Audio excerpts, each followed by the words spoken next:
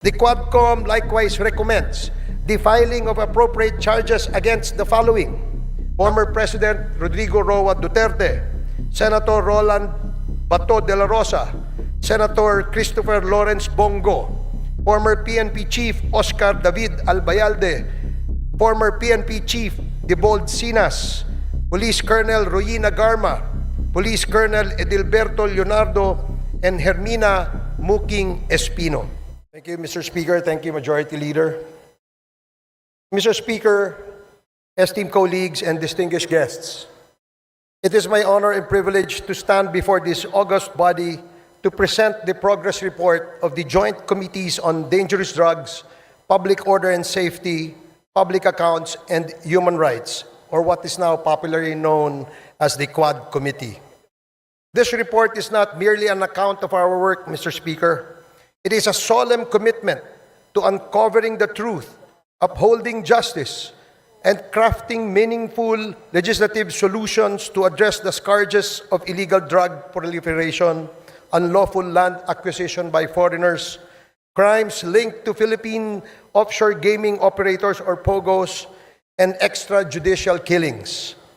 The formation of the Quad Committee was inevitable. The House of Representatives, under the leadership of Speaker Martin Romualdez, recognized the complexities of these issues required a united and comprehensive approach. Thus, through House Resolution number 1880, the Quad Committee was brought to life. What began as a separate investigations by individual committees soon uncovered a web of interconnections, a Pandora's box of crimes and abuses that tested the very foundations of our institutions. One of the most alarming discoveries stemmed from a routine investigation into the 3.9 billion drug bust in San Jose, Malino, Mexico, Pampanga. The probe unearthed the illicit operations of Empire 999, a company owned by foreign nationals masquerading as Filipino citizens. This led to the revelations of massive illegal land acquisitions involving hundreds of hectares of agricultural lands in direct violation of our Constitution.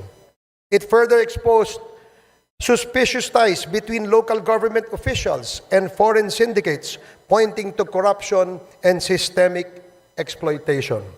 Mr. Speaker, our inquiry delved deeper into the operations of these entities and uncovered an even more sinister reality: their connections to the illegal drug trade and organized crime activities facilitated by POGOs. What was initially presented as a revenue-generating industry has instead become a breeding ground for illegal activities such as human trafficking, money laundering, investment scams, cybercrimes, and even murder.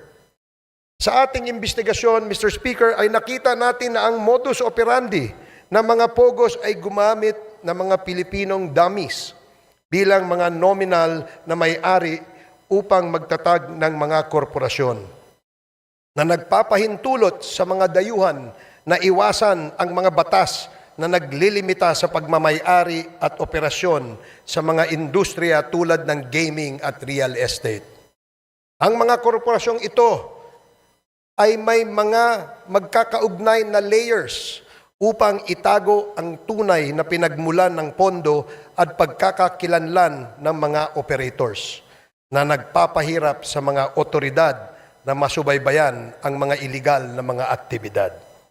Mr. Speaker, ang mga POGOs na ito ay naguhugas ng pera mula sa mga krimen tulad ng human trafficking, illegal na pagsusugal, bentahan ng droga at cybercrimes sa pamamagitan ng pagpapadaan ng pondo sa mga bank account, pagbili ng ari-arian at iba pang mga instrumentong pinansyal na pinapalabas na lehitimong operasyon ng kanilang mga negosyo.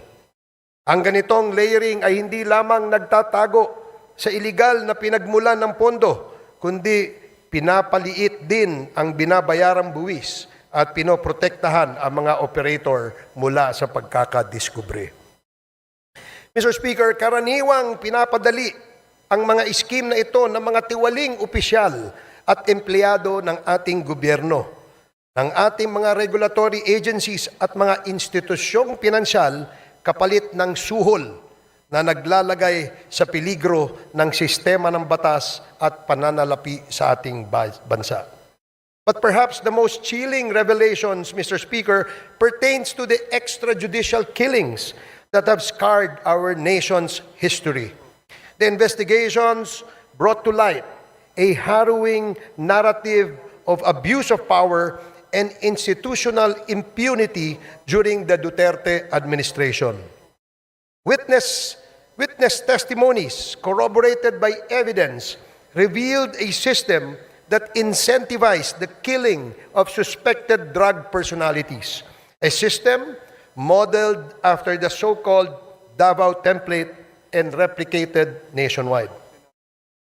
Mr. Speaker, this is not merely a report of the past wrongdoings, but a call to action. The Quad Committee has responded by filing concrete legislative measures aimed at addressing the gaps in our legal framework. Number one, House Bill number 10986, classifying and penalizing extrajudicial killings as heinous crime while providing reparations for its victims. Number two, House Bill number 10987, prohibiting all forms of offshore gaming operations in the country with severe penalties for violations. Number three, House Bill number 11043, allowing civil forfeiture of unlawfully acquired real estate properties by foreign nationals. Number four, House Bill number 11117, providing for the administrative cancellation of birth certificates fraudulently obtained by foreign nationals. In addition to these proposed bills, Mr. Speaker, our inquiries have already yielded significant actions. Number one, the Joint Committee inquiry prompted authorities to reopen investigations into the murders of Police General Wesley Barayuga, former Albuera Leyte Mayor Rolando Espinosa, and 3 Chinese nationals killed inside the Davao prison in Penal Farm. Two, the certificate of registration of or incorporation of Empire 999 Realty Corporation was revoked by the SEC. Number three, the Philippine passport of Mr. Kai Kimeng, also known as Mr. Willie Ong, and Yang Jiazheng, also known as AD Tai Yang, were canceled by the concerned government agencies. The findings of the Joint Committee led to the filing of legal cases against Go Waping, also known as Alice Leal Go, including charges of human trafficking and graft and corruption. Number five, the chairperson of the PAOK directed the Anti-Money Laundering Council to file for court-issued freeze orders or provisional asset preservation orders against assets linked to unlawful activities. These include the following corporations: Lucky South Limited Corporation, Whirlwind Corporation, Biancham Holdings and Trading Incorporated, Empire 999 Realty Corporation, Sunflare Industrial Supply Corporation, Yatay Industrial Park Incorporated, Mexico 999 Industry Realty and Development Corporation. These actions underscore the progress achieved through our investigations in addressing systemic crimes and abuses. We have also recommended, Mr. Speaker, amendments to relevant laws, including the Anti-Money Laundering Act, the Anti-Trafficking in Persons Act, the Civil Registry Law, the Anti-Dummy Law, the Bank Secrecy Law, the New Philippine Passport Act, the Comprehensive Dangerous Drugs Act, the Cybercrime Prevention Act, the Tariff and Customs Code, the Revised Corporation Code, and the Local Government Code, among others. Mr. Speaker, in total, we have recommended at least 30 proposed legislations, and these measures aim to strengthen our legal frameworks and ensure that such abuses and misdeeds are prevented in the future. The Quadcom likewise recommends the filing of appropriate charges against the following. Number one, personalities linked to the illegal drug trade, particularly those implicated in the seizure of 360 kilograms of shabu in Mexico, Pampanga, Kai Meng alias also known as Willie Ong, Yang Jiazheng also known as Edi Taiyang, Mayor Teddy Tumang, and all the incorporators of Empire 999. Number 2, perpetrators of crimes against humanity under Section 6 of Republic Act 9851 or the Philippine Act on Crimes Against International Humanitarian Law, Genocide, and Other Crimes Against Humanity. Former President Rodrigo Roa Duterte, Senator Roland Bato de la Rosa, Senator Christopher Lawrence Bongo, former PNP Chief Oscar David Albayalde, former PNP Chief Debold Sinas, Police Colonel Royina Garma, Police Colonel Edilberto Leonardo, and Hermina Muking Espino. Number 3, the co-conspirators in the murder of Chu Kintung, Li Lanyang, and Wong Mengpin, the 3 Chinese nationals killed inside the Davao Penal Prison and Penal Farm on August 13 of 2016. Former President Rodrigo Roa Duterte, Police Colonel Royina Garma, Police Colonel Edilberto Leonardo, SPO4 Arthur Narsolis, and Superintendent Gerardo Padilla. Number 4, individuals involved in the murder of General Wesley Barayuga, Police Colonel Royina Garma, Police Colonel Edilberto Leonardo, Police Lieutenant Colonel Santi Mendoza, former PNP Officer Nelson Mariano, PSMS Jeremy Tox Kausapin, and one alias Loloy. Moreover, Mr. Speaker, further investigations should be conducted against, but not limited to, the following individuals.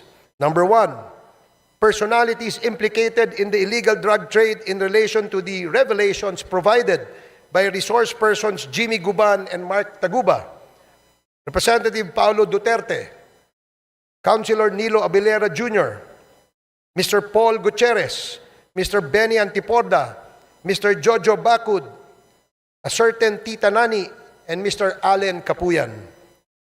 Number 2, personalities identified to be involved in the illegal drug trade during the course of the legislative hearings: Hong Ming Yang, also known as Michael Yang; Wei Xiong Lin, also known as Alan Lim; Charlie Tan, and Mr. Sammy Uy.